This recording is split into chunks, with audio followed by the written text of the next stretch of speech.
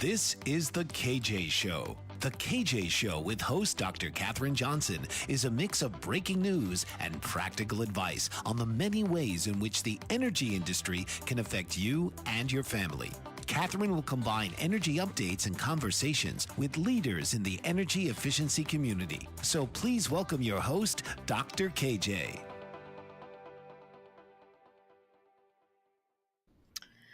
Hello, and welcome to the KJ Show on my new channel, YouTube, the KJ Show with Dr. KJ. And I'm hoping you can find me anywhere. I'm going to be eventually expanding the distribution of this program to all the other platforms where all good podcasts live.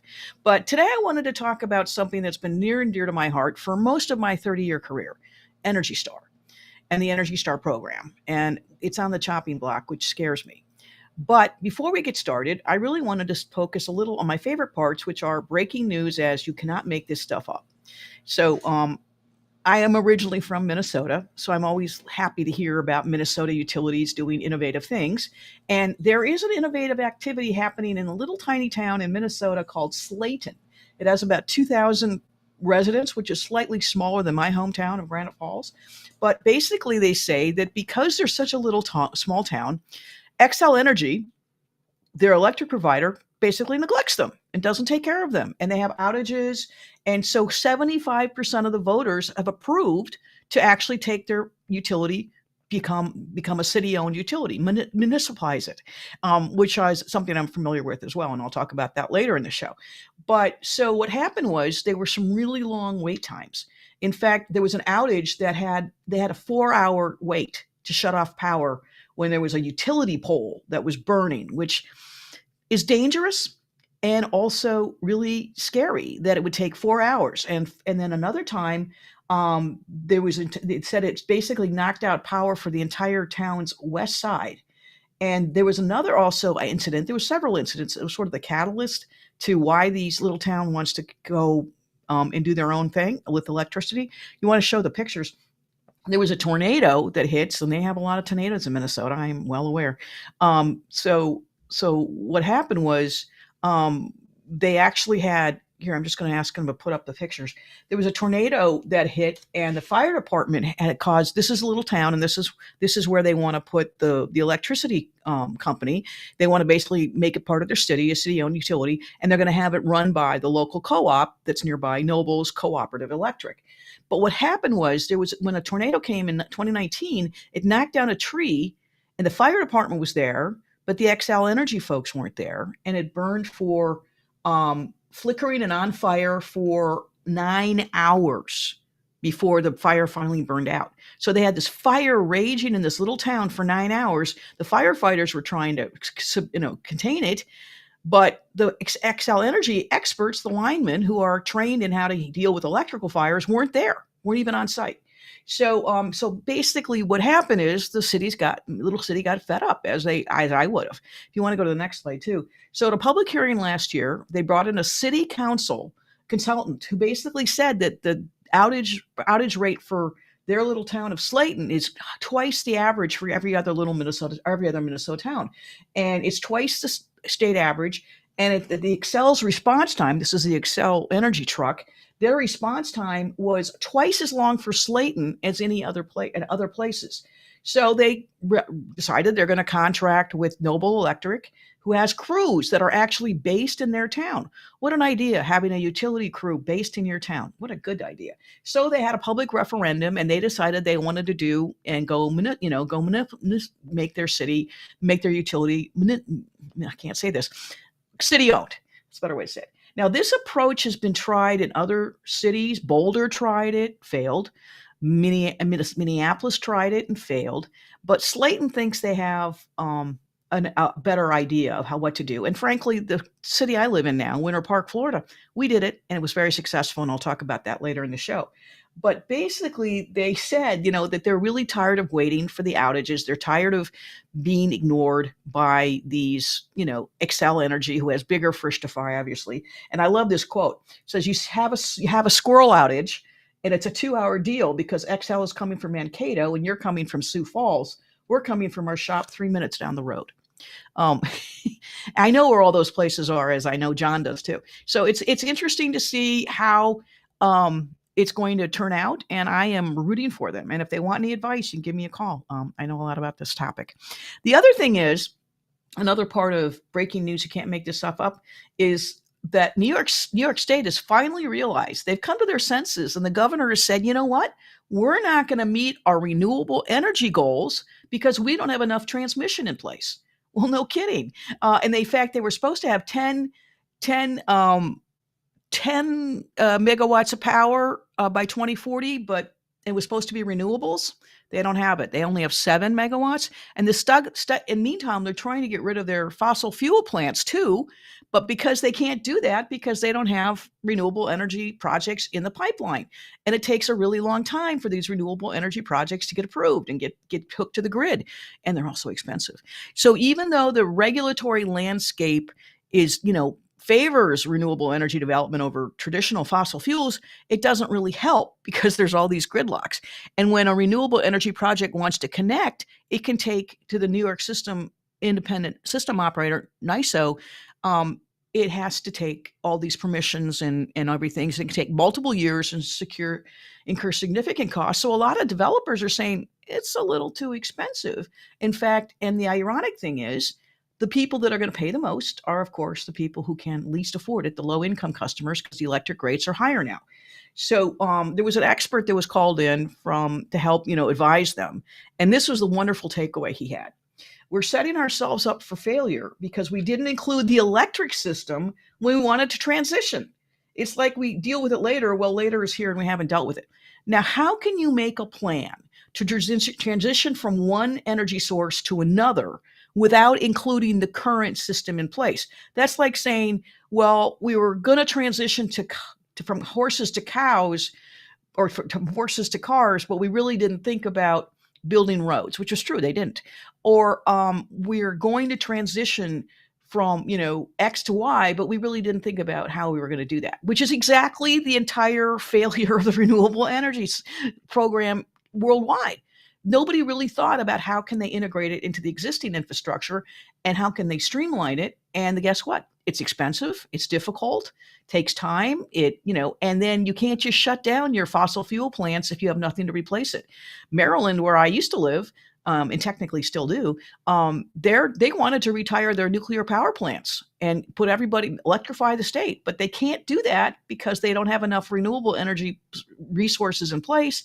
And the ones they had in place are wavering and probably aren't going to stay. Wind power probably isn't going to remain. So they're begging their nuclear power plants to stay open. Which is ironic given Maryland's, push for renewables and electrification, but they aren't really thinking it through, which has sort of been my whole mantra the entire time I've been doing this and most of my career. You have to really have a plan in place. No one was strategically thinking this through, and you got a bunch of folks who wanted to do the right thing and just can't. I'm Dr. Katherine Johnson. You're watching the KJ Show with Dr. KJ, and I'll be right back. What if there were a super tiny device that could diagnose the brain and is smaller than a single human hair? What if you could see inside the brain to help an epilepsy patient during surgery or to help the fight against Parkinson's disease? Dr. Patricia Broderick is proud to announce the Broderick Probe, a biomedical and electronic breakthrough. Imagine a probe to help with the understanding and potential cure of brain-related diseases. To learn more, listen live to the Easy Sense radio show with host Dr. Broderick. And to help support the Broderick Foundation, please go to easysense.com and learn how, with your help, we can fight these horrific brain disorders. That's easysense.com to learn more and help support the Broderick Foundation.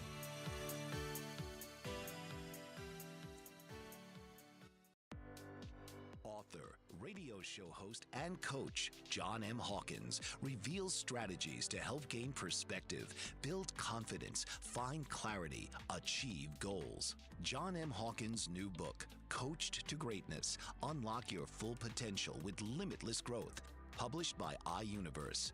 Hawkins reveals strategies to help readers accomplish more. He believes the book can coach them to greatness. Hawkins says that the best athletes get to the top of their sport with the help of coaches, mentors, and others. He shares guidance that helps readers reflect on what motivates them, rediscover and assess their core values, philosophies, and competencies, find settings that allow them to be the most productive, and track their progress towards accomplishing goals.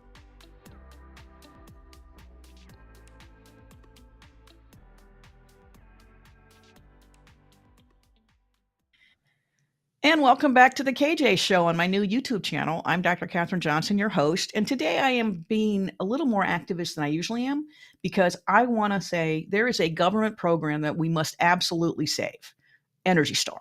Now, it has its pros and cons like everything else. But as someone who has been working in the energy industry for over 30 years and has evaluated hundreds of programs that incorporate Energy Star products, equipment, technology, tools into their program implementation and design, I can tell you conclusively Energy Star works. And it's one of the only government programs that does work. I wish you could say that how that works well. I wish it worked as well. I wish Social Security worked as well. I wish the food stamp programs worked as well. So I'm a big fan of limited government, but occasionally the government gets it right. And Energy Star is one of the programs it gets right. It's a voluntary labeling program. Manufacturers, retailers, all these different product groups get together and they voluntarily decide that they're going to make their energy, their equipment, their appliances, their furnaces, their water heaters, not water heaters, but their equipment, their electric and gas using equipment more energy efficient, which of course is something that I believe in strongly. And not only that, it is one of the few programs that actually enjoys bipartisan support. So it's on the chopping block, though, despite its successes, because it's kind of on the Doge. It was in the Doge sites, and that doesn't make sense to me. It seems like they're throwing the baby out with the bathwater. More than 1,000 companies and organizations have urged EPA to maintain full funding and staffing levels for the Energy Star programs, and I agree too.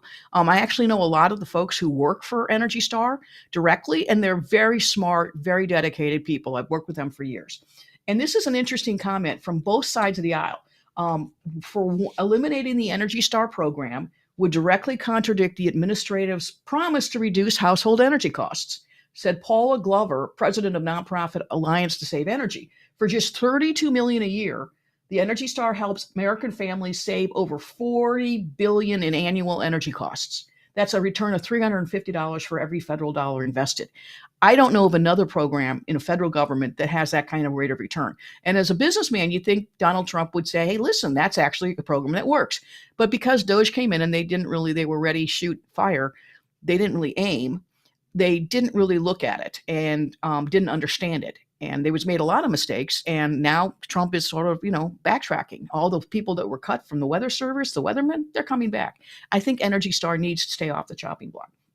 Senate Appropriations Chair Susan Collins, who is Republican Maine Republican, and she's sort of, always been a little less Republican than other Republicans, but she works in Maine. So what do you expect? She was baffled by Trump's administration to cut the program. She goes, I know my constituents like knowing what the energy usage of a particular appliance is, so they can factor that into their buying decisions, which is exactly the point. The program was started, has become the international standard for energy efficiency labeling. And they have similar programs in Canada and programs over in Europe to basically they call them different things, but frankly, the Energy Star logo is really well recognized by 90% of American households, which is higher brand recognition than a lot of things. And also the Energy Star program has enjoyed bipartisan approach, according to another expert in the area. It's almost universally supported by manufacturers, retailers, home builders, U.S. customers, and by the man who used to run the EPA's Office of Air and Radiation under Biden. Energy Star ratings of appliances have been part of millions of household purchase decisions, and it's true. And that's what they've spent. The government has spent millions of dollars doing this awareness campaign to create not only awareness of the Energy Star logo, but what it means. And what it means basically is that the equipment's going to be more energy, use less energy. It's going to actually save you money than, say, a conventional equipment. So when I go to your Home Depot and you want to go buy a new refrigerator or a new washer or dryer, you can see which one have Energy Star and which ones don't, and save money. The interesting thing is now the market has what we call transformed. So it's very, very difficult now to find an appliance that doesn't have an Energy Star logo, that isn't energy efficient, unless you're going in the secondhand used refrigerator market, which still exists. But the point is that Energy Star actually is a proven. Buyers know about it. We've spent a lot of money building awareness, and the manufacturers are voluntarily signing up to make their equipment more affordable, more energy efficient.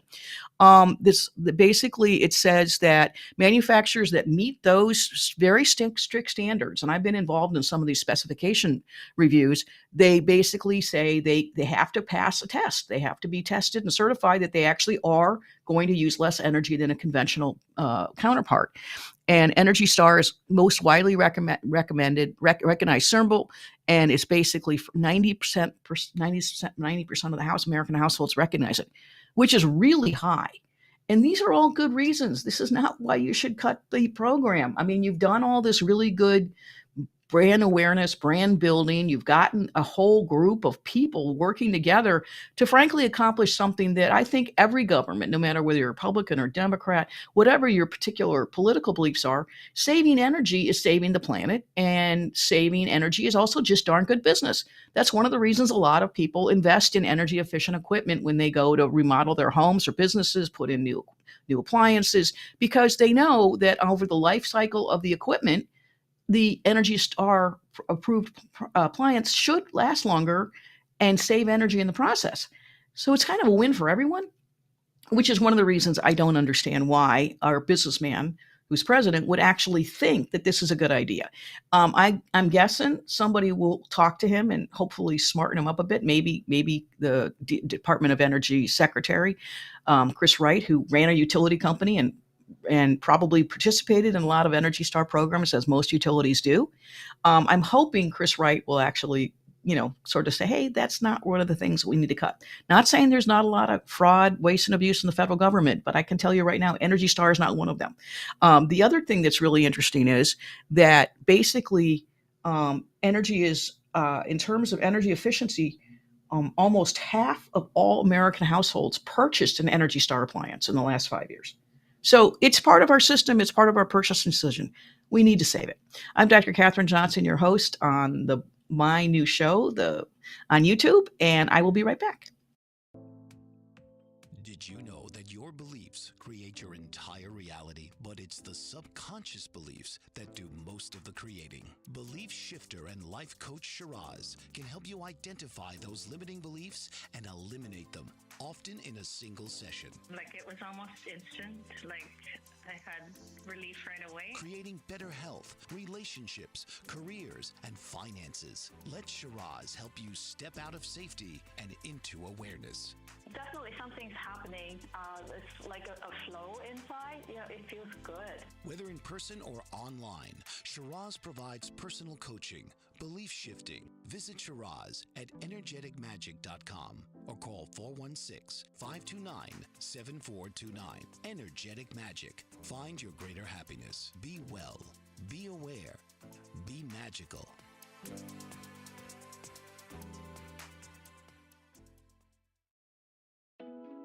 Are you struggling to care for elderly parents or a spouse? Do you wonder if being a caregiver is making you sick? Are you worried about taking time off work to care for elderly parents and balance work, life, and caregiving? Has caregiving become exhausting and emotionally draining? Are you an aging adult who wants to remain independent, but you're not sure how? I'm Pamela D. Wilson. Join me for the Caring Generation radio show for caregivers and aging adults, Wednesday evenings, 6 Pacific, 7 Mountain, 8 Central, and 9 Eastern, where I answer these questions and share tips for managing stress, family relationships, health, well-being, and more. Podcasts and transcripts of the Caring Generation are on my website, PamelaDWilson.com, plus my caregiving library, online caregiver support programs, and programs for corporations interested in supporting working caregivers. Help, hope, and support for caregivers is here on the Caring Generation and PamelaDWilson.com.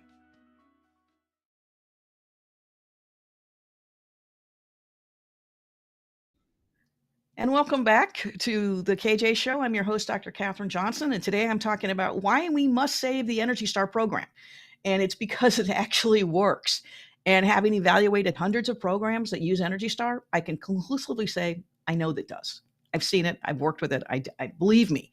This is one of the few areas I'm actually an expert in Energy Star. So the program has achieved significant impacts and environmental benefits since 1992, when it was started by George W. Bush, and it actually has really helped uh, include a variety of products and categories. These are just some of the categories that Energy Star manufacturers and retailers work with to basically improve the energy, reduce the energy use, and improve the energy efficiency of all these different types of equipment, everything that's in your home or business, pretty much. Air source heat pumps, furnaces. It's a little tricky with water heaters, but they've been able to do it. Lighting, I mean, they're one of the reasons we got rid of those silly CFL bulbs. Office computers, equipment, Xerox machines. I mean, I actually did an audit once of New York State building, and found out that most of the Energy Star settings weren't used, and we got them to save the energy. And the city of Buffalo saved millions of dollars a year just by making sure their Energy Star computer settings were operating. It's such an easy fix, and it doesn't really bother anyone. And so guess what? If you have to wait for your computer to wake up, that's probably good. And it's not going to take more than 3 seconds. So basically, the benefits of Energy Star are enormous. They have all kinds of, they've achieved billions of dollars in savings from its partners, actually $500 billion in energy costs since 92. $500 billion in energy savings for $32 million investment a year. I'll take it. Reduced energy consumption. They haven't actually ever, I don't think they've never really quantified everything. I mean, they're saying trillions of kilowatt hours of electricity. I'm sure if we were going to look at all of it, it would be in the trillions. I know it's been millions and millions of kWh savings for the programs that I've evaluated over the years. And best of all, lower utility bills, something we all should be mindful of and helpful.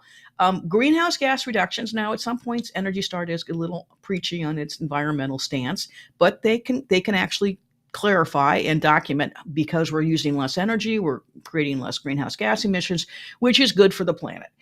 Sometimes. Reduced air pollution, which is also very good for the planet, because they have now less SOx and NOx, those harmful particulates that are in the air that may or may not cause global warming, based on my show last week. But the more thing, there's been a lot more immediate impacts. It creates jobs for the manufacturers who make these products that people then buy.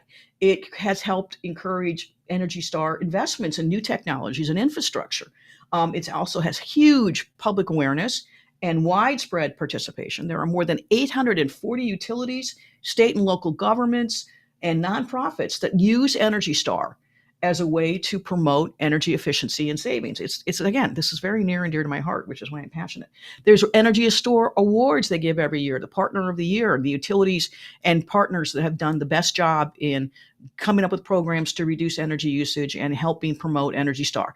One of my clients actually won one of those awards. A couple of my clients have, and they're very proud of them. And they have a big fancy dinner every year in Department of Energy and in Washington, D.C. And it's really interesting to see all the ways these partners have been able to work together with retailers and manufacturers and builders and all kinds of folks across the entire spectrum. It's exactly what a well-run program should do. Also, the interesting thing is they basically say now they have product categories for 80,000 different products, models. And it's based on, rigorous criteria. 1,800 manufacturers and 1,200 retailers make up the Energy Star grouping that actually sells the products to our various and sundry customers. And then now, I love this figure, 2.7 million homes have nearly 2.7 million Energy Star single-family, multifamily, and manufactured new homes that have been built to date, including 190,000 in 2023. That's about 12% of all new homes built. And I know the guy who used to run the program that was actually promoting energy efficient home building. Really great guy.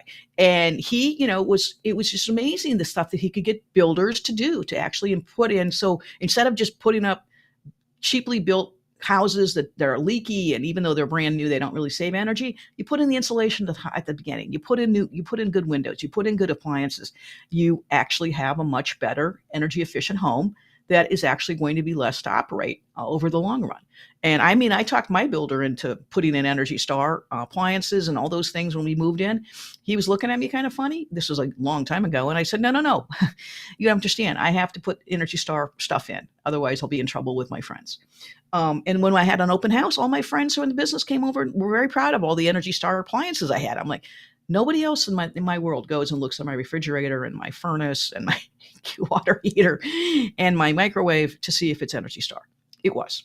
But there are 330,000 commercial properties, too, that use this tool that EPA developed called Portfolio Manager, which actually tracks and measures energy usage. So building owners can actually track and see how much energy they're saving. And they can also track their water use, their wastewater use, and other materials. And, building consumption, reducing energy consumption in buildings is a huge priority in a lot of different government agencies around the country, as well as if you really want to make a dent in reducing energy consumption, you need to go where energy is used, which is primarily in commercial buildings. 48 local governments have used it, 7 states, 2 Canadian provinces, 3 Canadian cities also use this tool. And it's known to benchmark it, and it's been really helpful for benchmarking, so cities can compare themselves. Well, how are my buildings in my city doing compared to your buildings? And they have little contests, and it works really well. There's also 35 different industrial sectors. People don't necessarily know that Energy Star also gets into the industrial products, the commercial ovens and commercial manufacturing line, and bakers and pharmaceutical plants and steel mills and petroleum refineries all have Energy Star equipment installed in them. So it's it encompasses such a wide swath of our economy, and energy is a sixth of our economy. And so here we got a program that targets things that need to be targeted. It's voluntary, which is amazing, and it's successful. This is why we need to save Energy Star. I'm Dr. Katherine Johnson, and you're watching The KJ Show, and I'll be right back. Author, radio show host, and coach John M. Hawkins reveals strategies to help gain perspective, build confidence, find clarity, achieve goals. John M. Hawkins' new book, Coached to Greatness, Unlock Your Full Potential with Limitless Growth, published by iUniverse. Hawkins reveals strategies to help readers accomplish more. He believes the book can coach them to greatness. Hawkins says that the best athletes get to the top of their sport with the help of coaches, mentors, and others. He shares guidance that helps readers reflect on what motivates them, rediscover and assess their core values, philosophies, and competencies, find settings that allow them to be the most productive, and track their progress towards accomplishing goals.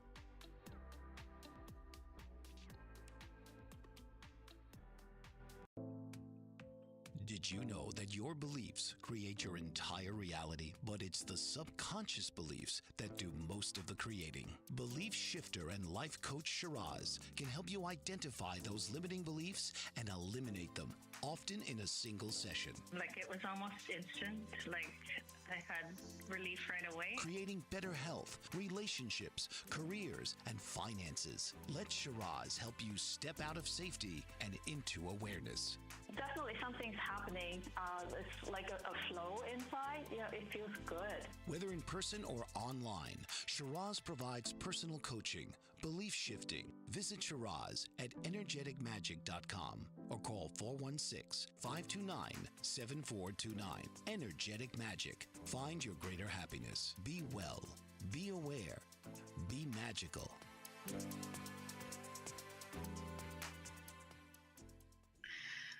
And welcome back to the KJ Show. I'm your host, Dr. Katherine Johnson.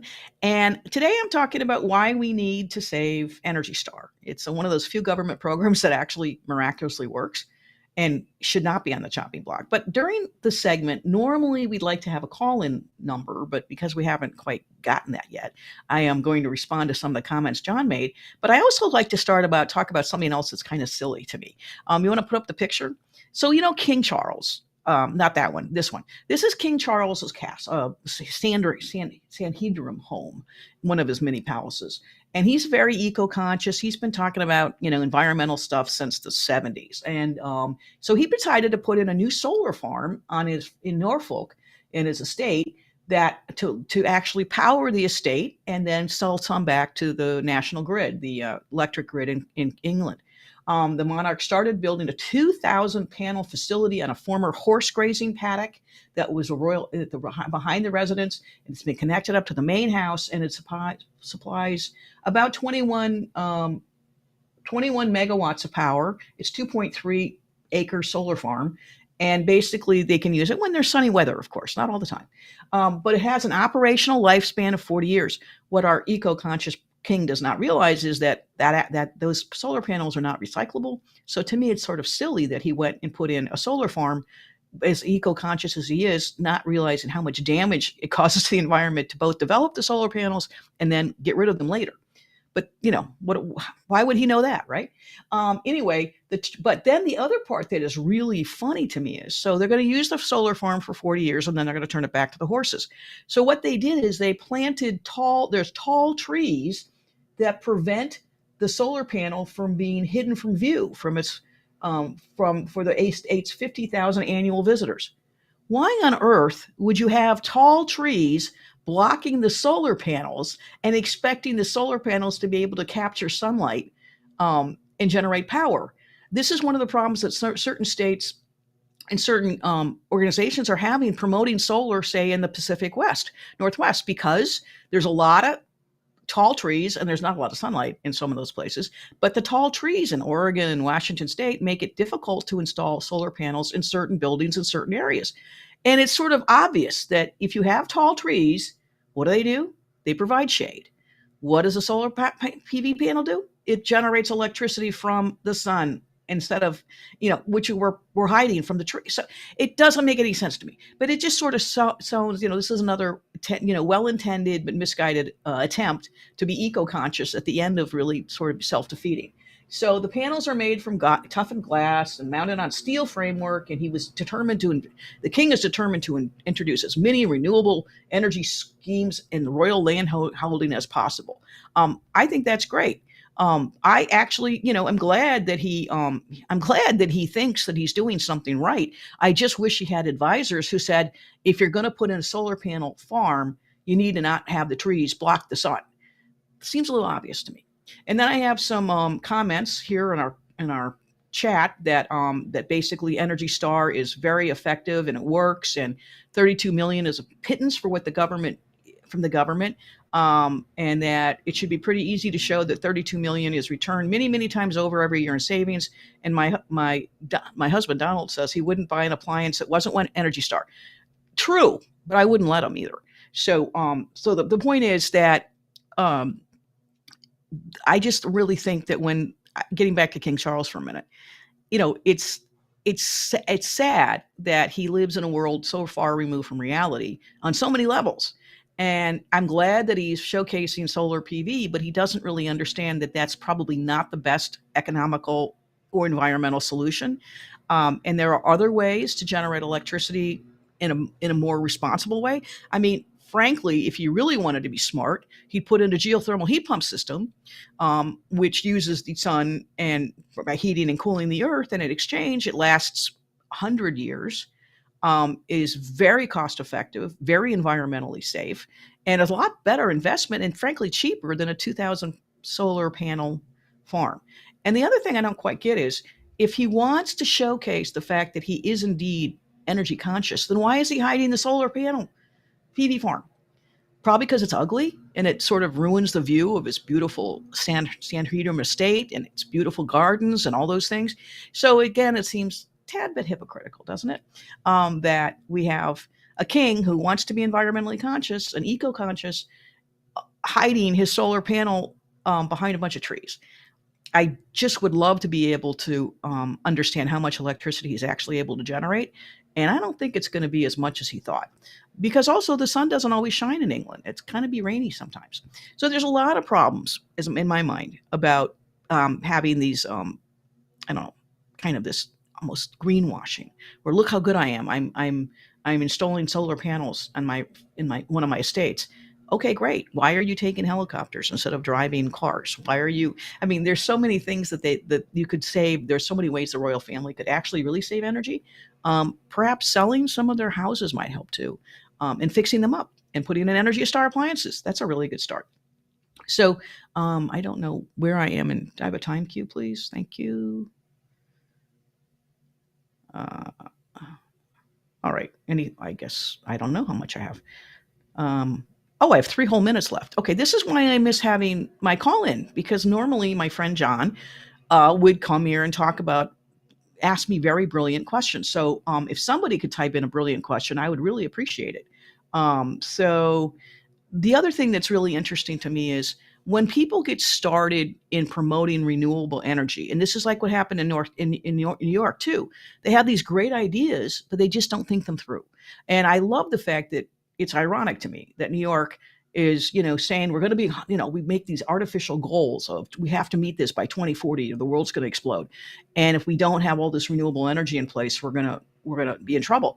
But then we realize they don't have the infrastructure in place. They don't have the plans in place. Nobody strategically thought this through. It was just a bunch of regulators getting excited about some new cool technology that uses the sun or the wind.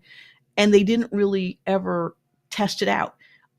It's to me, and then they wonder why they can't do it because they didn't have a plan in place. And I just would love to have someone in this world who has a strategic view about, yes, if we want to go renewable, we can, but there's ways you have to do it, and it has to be phased in, and you can't just be just only renewable. It has to be all above approach, which I talked about in my other show a few months ago. It was basically, you can't put all of your eggs in any one basket. It's called divestiture. It's bad. It's a good investment strategy. It's a better environmental and energy policy. And if you have renewables, you need to have backup too. That's the thing that they forget. Oh, the sun isn't going to shine all the time. The wind isn't going to blow all the time. And sometimes the wind blows at night when they don't have a peak load. So what do they do with that excess power that they generate? They think they're going to put it in batteries, but the battery technology hasn't been proven yet. So sometimes, in fact, California was generating so much excess electricity from their solar that they couldn't use, that it was just being wasted. And that's pretty bad too. So you have all these solar farms in California up and running, but the city can't use it all. And it's just getting wasted, which is also kind of a bad thing. So we need a holistic approach. And that's sort of what I always want to talk about on my show is you need to have a holistic approach. You need to be able to say, we need all of these things. We need to save energy. We want to save the planet. We don't want to have pollution. Nobody does. But we have to think about it in a logical way, not in an emotional way of, well, we're going to die if we don't change if we don't immediately stop our ways. Well, that's not true. And people forget that the earth is very good at self-healing. So anyway, I just thought that was interesting. I'll be right. I'm Dr. Katherine Johnson, your host on the KJ Show, and I'll be right back. What if there were a super tiny device that could diagnose the brain and is smaller than a single human hair? What if you could see inside the brain to help an epilepsy patient during surgery or to help the fight against Parkinson's disease? Dr. Patricia Broderick is proud to announce the Broderick Probe, a biomedical and electronic breakthrough. Imagine a probe to help with the understanding and potential cure of brain-related diseases. To learn more, listen live to the Easy Sense radio show with host Dr. Broderick. And to help support the Broderick Foundation, please go to easysense.com and learn how, with your help, we can fight these horrific brain disorders. That's easysense.com to learn more and help support the Broderick Foundation.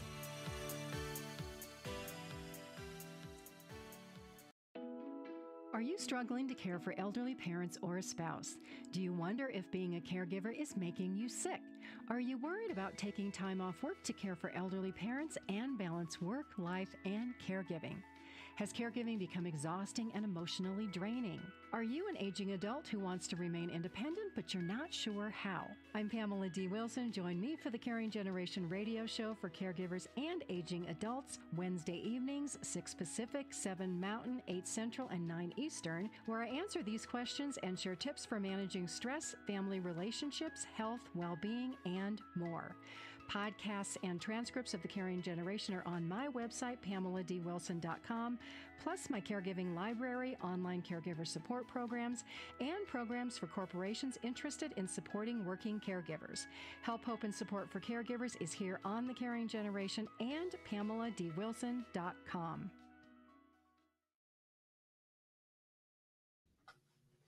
Hello and welcome back to the KJ Show with Dr. KJ. I'm your host, Dr. Katherine Johnson, and today I'm talking about why we need to save Energy Star. Now, I used to be a journalist, and so I always like to provide objective opinion, objective facts. I don't know, there are probably objective opinions that we're getting now, but I like to provide the full story, the pros and cons. I talked a lot about the benefits of Energy Star, the fact that they have all these partnerships with utilities and state governments, and they leverage the infrastructure, and they've developed really successful collaborations with utility partners, both gas and electric utilities and water utilities too. And they do support making the home building world better. I mean, they do encourage builders to build energy efficient homes from the start, which is a huge change in the, tract building world. And they actually, one of my favorite programs was when they actually encouraged mobile manufactured home manufacturers to put in Energy Star improvements and make those accommodations more energy efficient, which really does benefit the folks, this part of the society that can't buy a regular house and needs a manufactured home. And manufactured homes are notoriously energy inefficient. And this is a way to really improve that. And there was some really innovative programs where one utility organization was actually giving people new manufactured homes. And I was like, it didn't last long because it was pretty expensive program. But there are a lot of good things that Energy Star does. And they coordinate with the Department of Energy, usually. But the part that really I also want to point out, though, in all fairness, that there are some things that they don't do well. One of the things that they don't do well, and I get kind of annoyed at, is because they actually are promoting electrification. So they're not fuel neutral, which is wrong. Beneficial electrification is not beneficial. It ends up increasing costs for people. Electricity is 4 times more expensive than gas. So I don't understand this push for electrification. So the other thing that I don't like is, so they're really very politically, electrification is the way to go in the future, and they're not really being fair and objective, and they need to be. So this is where they have some political opposition, and this is where I disagree with some of the stuff Energy Star does. They also they are vulnerable to fraud and abuse, and we've had the GAO found some incidences of fraud and abuse where the manufacturers fudged the numbers or didn't report the numbers correctly, and they found that there were maybe 15 or 20 products out of the thousands of thousands. So you're going to expect some of that, and they're actually cracking down now, and they're saying that they're basically cracking down better on that. The EPA implemented stricter procedures for qualifications and also increased oversight, which is great. They have not always reported accurately some of the carbon or some of the savings emissions reductions. Another challenge. And I can say that because that's what I do for a living. And one paper in 2025, Resources for the Future, found no evidence that the certification actually causes building owners to invest in upgrades, suggesting the program may be identifying already efficient buildings. That would be what we would call in the business free ridership. And that may be true because the Energy Star program has been around for so long that most savvy building owners and developers, the ones I talk to, already know that energy efficiency is the way to go and Energy Star is the way to go. So I think at this point, it's a mature program. I don't think we can expect the Energy Star to be able to take credit for all the emissions that they reduce, but they did, in some ways, they actually did cause that, and they've transformed the market. So I don't necessarily agree with this paper that they can't document their savings. I think they can. It's just probably, they're not a regulated utility, so they probably don't care about free ridership. I certainly don't. The other thing is that there's some potential for greenwashing, which is true. The program has been accused where products might be labeled Energy Star, but they're not as energy efficient as they thought they were, and that they're slow to adapt technological advancements, which is true. But then again, when you're dealing with 80,000 different product categories, you're going to have, or product models, you're going to have things that need to take time. They were a little slow to get into the computer market, and then they ended up doing very well. They were, slow to get into some of the other equipment, and now they're really all in on almost everything in your home or business. They also have political intentions, which is where that whole beneficial electrification comes from. And, there are, problems with, when regulators start becoming activists and promoting one political agenda over another. That's a challenge too. And Energy Star falls prey to that as well. But overall, I have to say, I have evaluated hundreds of Energy Star programs offered by utilities across the country. The state government needs them to help them benchmark their buildings, especially as we get to have more and more stringent building codes. It's becoming more important and necessary that they have the right kind of energy efficient equipment to meet these new building code standards. There's all kinds of ways in which Energy Star affects our lives in things we don't even think about. But to me, it's really critically important that we finally have a government program that works. And why in the world would we get rid of it? I also think that, I always, when I go to conferences, my Energy Star colleagues are there and from the EPA, and now there's also Energy Star sort of also cross-pollinated with the Department of Energy in certain programs, primarily on the industrial side. So I see a lot of, progress in what they're doing. And I know the folks who run the programs, and I know how smart they are and how concerned they are. And frankly, they're good folks, and they should, they're doing good work. There are not a lot of government programs that I'm a big fan of. I love NASA. Because there's another program that actually leads to advances and wonderful things. And I think we've invested in science and technology that benefits America in all kinds of ways. Energy Star is sort of that too. It's how can we make things better?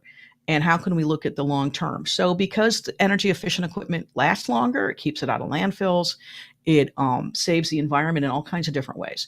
I don't know if they've actually started rating solar PVs yet and renewable wind turbines. I don't think so. Maybe the motors inside, but I don't think so. But that would be interesting if they could actually do an Energy Star solar farm. I don't know, because the environmental consequences of solar are so high. But I really do think, that as someone who's been in the industry for 30 something years, why in the world would we get rid of a government program that actually works? There are so many other programs that don't. But this one actually they have said basically the $32 million budget is less than 1% of EPA's spending, yet it saves American households $40 billion annually, and that's $350 for every federal dollar spent. That is the best return on investment I've heard in a long time. I bet you that even beats Warren Buffett. I'm Dr. Katherine Johnson, and you're watching The KJ Show with me, your host, Dr. Katherine Johnson, and I will be right back.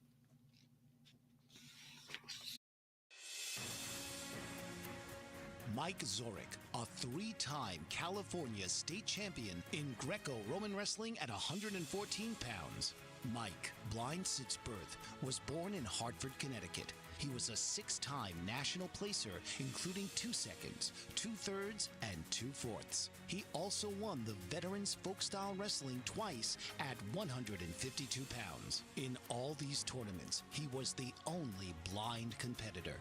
Nancy Zorek, a creative spirit whose talents have taken her to the stage and into galleries and exhibitions in several states. Her father, a commercial artist who shared his instruments with his daughter and helped her fine-tune her natural abilities, influenced her decision to follow in his footsteps. Ms. Zorek has enjoyed a fruitful career doing what she loves. Listen Saturday mornings at 12 Eastern for the Nancy and Mike Show for heartwarming stories and interesting talk. Master of words, powerful player. What life-changing words can Dr. Janet Smith Warfield pull out of her magical toolbox that just might mysteriously open a door you never knew was there?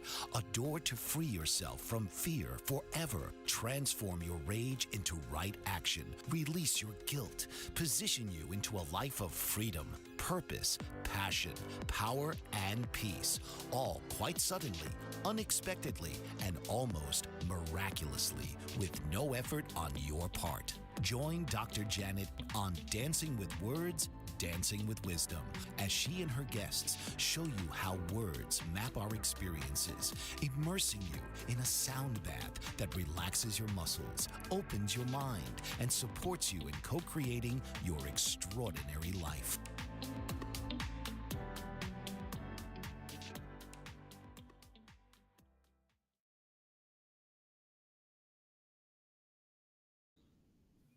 And welcome back to the KJ Show with Dr. Katherine Johnson. I'm your host.